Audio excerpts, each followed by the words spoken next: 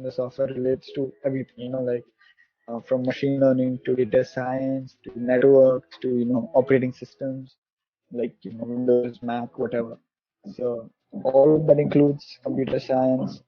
Interested in trying to solve problems, you know, programmatically or based on algorithms, thinking how to solve problems. That is what interested me most. So that I felt computer science was a natural choice. In general, you need to do 10 courses to graduate, each of like basically 30 credits. As far as I remember, four core courses that you had to take. For the other six courses, you can even go to another department.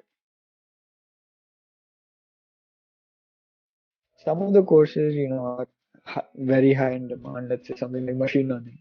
Everyone wants to do it, so that goes away immediately. So kind of like that fastest finger first contest. Okay.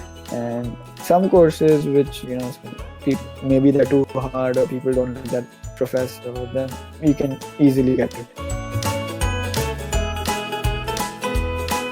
Machine learning and data science, that's like the most popular one. Almost everyone tried to do something related to that.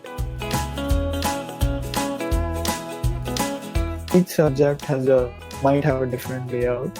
A lot of them have one midterm, a final. There are assignments throughout the course, which each of them carry weightage towards your final grade. Sometimes, in one semester, there might be a final also. Sometimes there's no final exam. Sometimes there are two final exams. So it all depends on the professor and the semester in which you're taking the course. I didn't have an algorithms course or a databases course or data structures course in college. So I tried to get a bit of learning on algorithms. Like I went through online courses on Coursera.